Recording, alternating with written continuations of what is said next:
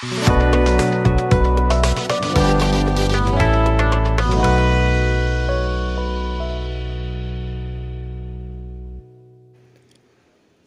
sore adik-adik. Hari ini kita melanjutkan perkuliahan kita untuk pertemuan yang kedua, yaitu manajemen terpadu balita sakit atau yang biasa disingkat MTBS. Pada topik ini kita akan sama-sama mempelajari beberapa subtopik, yaitu diantaranya 1.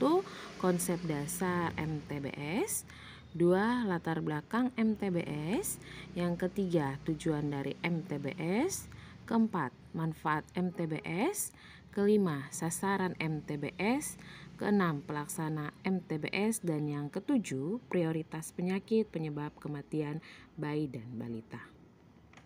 Mari kita mengenal konsep dasar dari MTBS. Berbicara tentang konsep, kita perlu lihat kembali dari kematian balita, di mana kematian balita itu merupakan indikator penting menunjukkan derajat kesehatan suatu masyarakat, sehingga sangat diperlukan upaya-upaya untuk menurunkan angka kejadian dari MTBS itu sendiri. Menurut Undang-Undang Nomor 36 Tahun 2009 tentang Kesehatan dan Permenkes Nomor 25 Tahun 2014 tentang upaya-upaya kesehatan anak serta standar pelayanan minimal, ditujukan kepada pemerintah agar selalu meningkatkan upaya-upaya di dalam menurunkan angka kematian dari bayi.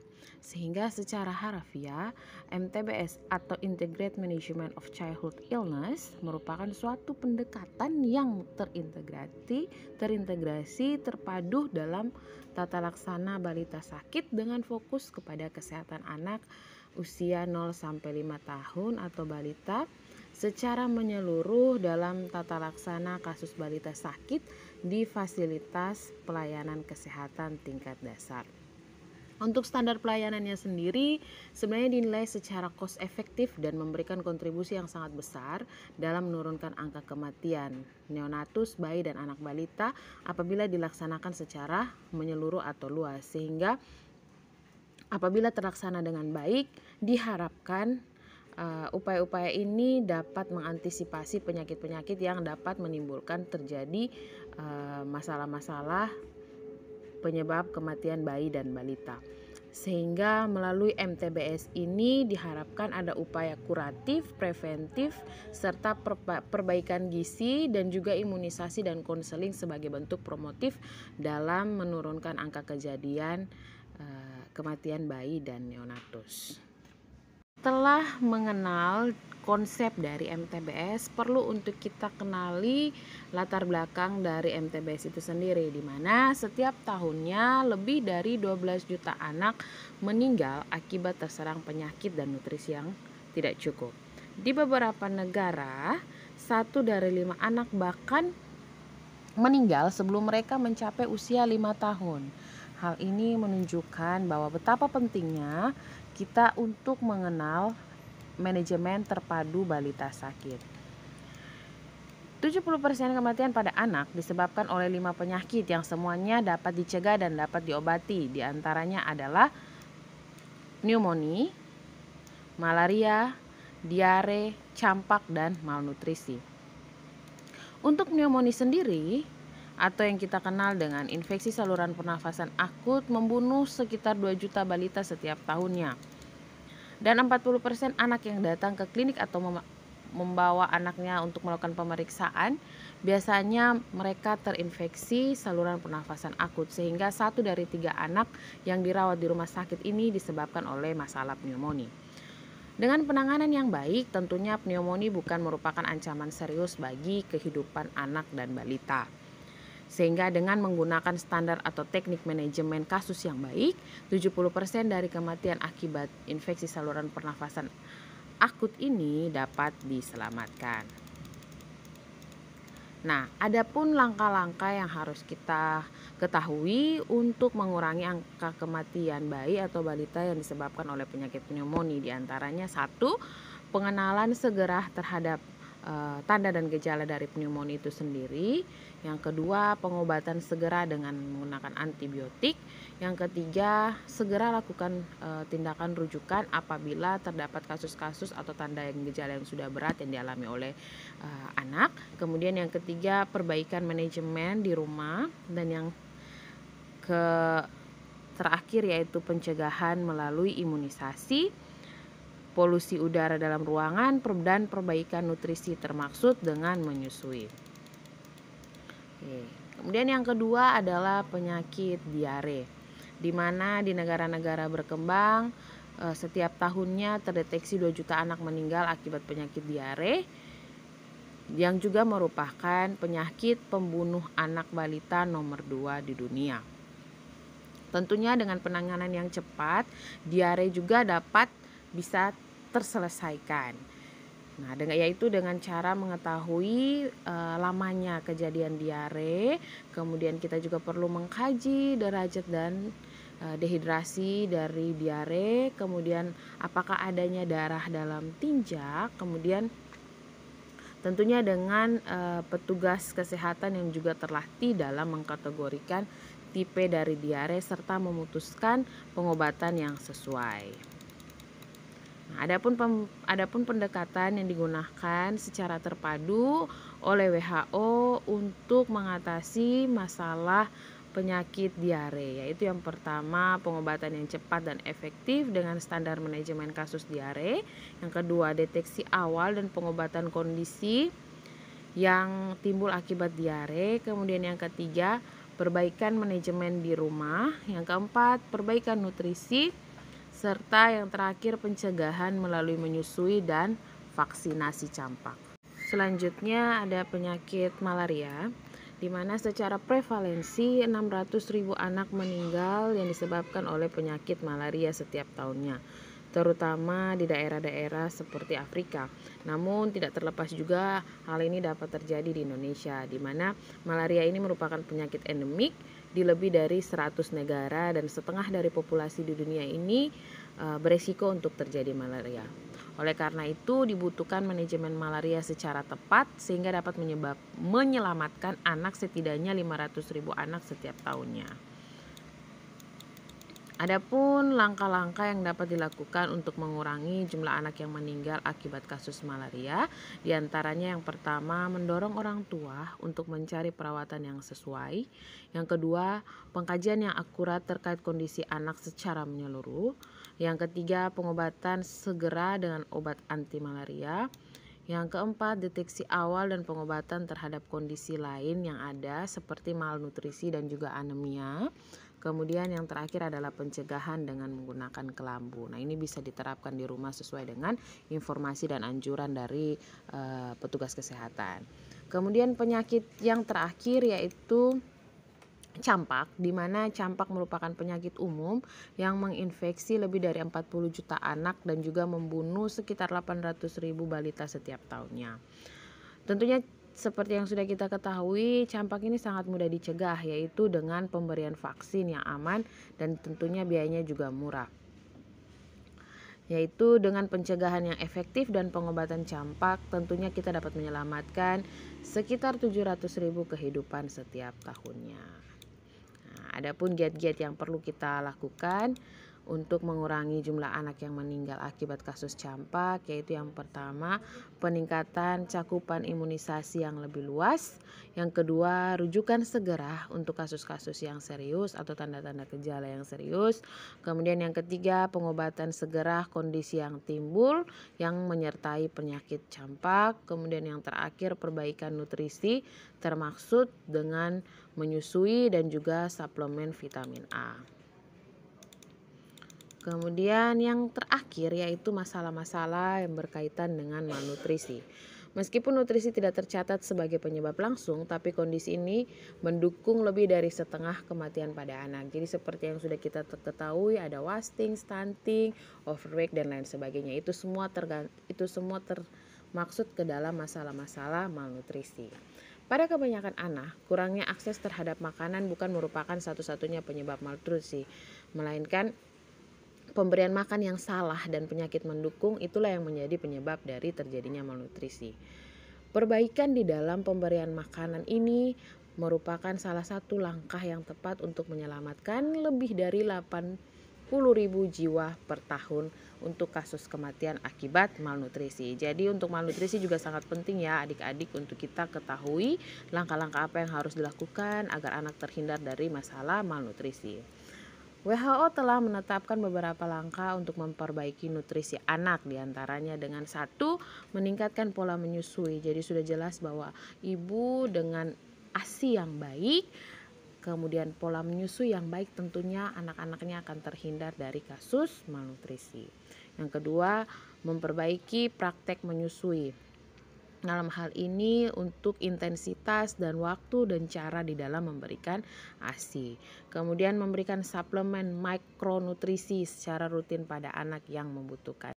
Selanjutnya tentang tujuan dari MTBS. Secara global kita mengetahui tujuan dari MTBS yaitu menekan morbiditas dan mortalitas balita, terutama terkait penyakit pneumonia, diare, malaria, campak, dan kondisi yang diperberat oleh masalah gizi atau masalah malnutrisi dan anemia.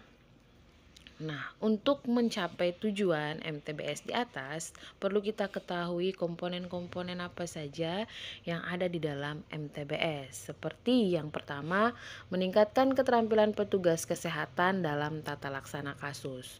Jadi dalam artian ini, setiap tenaga kesehatan yang menjadi petugas untuk bayi dan balita harus memiliki pelatihan terlebih dahulu, terutama untuk MTBS. Kemudian yang kedua, memperbaiki sistem kesehatan agar penanganan penyakit-penyakit pada balita lebih efektif. Artinya di dalam sarana dan prasarana yang ada di rumah sakit perlu ditingkatkan sehingga saat pasien datang kita sudah lebih aware, kita sudah lebih tahu terkait tanda dan gejala yang ada sehingga penanganannya pun lebih tepat. Kemudian yang ketiga, memperbaiki praktik keluarga dan masyarakat dalam perawatan di rumah dan pola pencarian pertolongan. Jadi dalam poin yang ketiga ini kita lebih menekankan edukasi kepada keluarga saat mereka membawa anaknya untuk posyandu maupun puskesmas. Kita berikan edukasi sehingga mereka lebih kenali lagi masalah-masalah yang ada pada anak-anak, terutama masalah yang berkaitan dengan pneumonia, diare, malaria, campak, dan malnutrisi sehingga anak saat dibawa ke vaskes itu masih dapat tertangani dengan baik dan presentasi untuk sembuh lebih tinggi. Seperti itu. Nah, untuk itulah penting untuk kita terapkan MTBS sebagai salah satu bentuk kontribusi terhadap pertumbuhan dan perkembangan kesehatan anak. Baik, kita akan masuk ke pokok bahasan berikutnya yaitu manfaat dari MTBS. Yang pertama yaitu menurunkan angka kematian balita. Seperti yang tadi sudah dijelaskan dalam strategi MTBS bahwa penting untuk mengenali penyakit-penyakit yang meningkatkan angka kematian seperti pneumonia, campak, diare, dan juga masalah pada malnutrisi.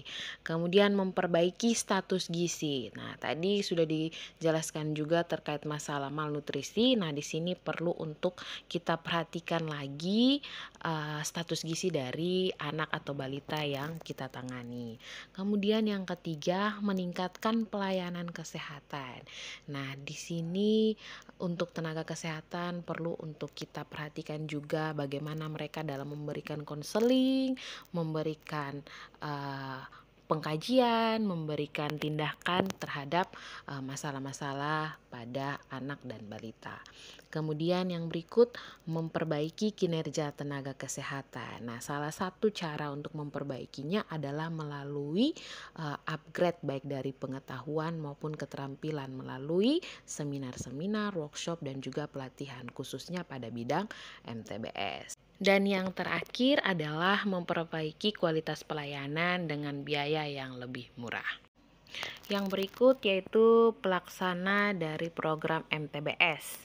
Jadi untuk pelaksana dari program MTBS ini melibatkan setiap tenaga kesehatan di unit pelayanan rawat jalan tingkat dasar seperti bidan, perawat maupun dokter.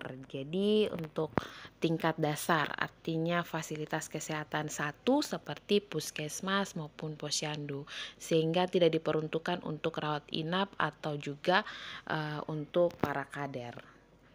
Nah, untuk kompetensinya sendiri dari setiap pelaksana program MTBS yaitu yang memiliki kompetensi berdasarkan standar sertifikat dari MTBS, terutama kemampuan dan keterampilan teknis yang terkait dengan pengolahan penyakit anak dengan berbagai pendekatan dari strategi atau manajemen terpadu balita sakit. Jadi tentunya teman-teman nakes yang sudah mengikuti setiap workshop, seminar maupun pelatihan tentang tata laksana MTBS pada balita. Selanjutnya sedikit gambaran terkait alur pemeriksaan dari MTBS. Jadi pada saat pasien datang langsung diarahkan untuk pendaftaran, mengisi formulir MTBS. Nah, itu dilakukan oleh petugas di loket, kemudian mulai mengkaji identitas anak, status kunjungan. Setelah itu dilanjutkan untuk pemeriksaan. Petugas memeriksa dan membuat klasifikasi sesuai dengan kondisi yang disampaikan oleh keluarga. Kemudian identifikasi pengobatan, di situ isinya adalah konseling yang diberikan kepada orang tua. Kemudian konseling lanjutan terkait dengan pemberian obat di rumah serta kapan kembali dan bagaimana cara mengatur pola gizi di rumah. Kemudian setelah itu dilanjutkan dengan pemberian kode diagnosa dan tindakan yang diperlukan sesuai dengan buku dari MTBS, baik pengobatan prarujukan, imunisasi, serta konseling gizi. Kemudian setelah penentuan diagnosa barulah pasien diarahkan apakah perlu penanganan rujukan atau tidak. Selanjutnya setelah itu dilakukan oleh petugas 2, petugas 3 atau petugas 4 di ruang pemeriksaan yang bersamaan dengan pengukuran suhu badan serta penimbangan berat badan untuk menunjang hasil pemeriksaan. Setelah itu dilanjutkan pemberian obat dan pasien diperbolehkan untuk pulang. Nah, itu sedikit gambaran terkait alur pemeriksaan dari MTBS.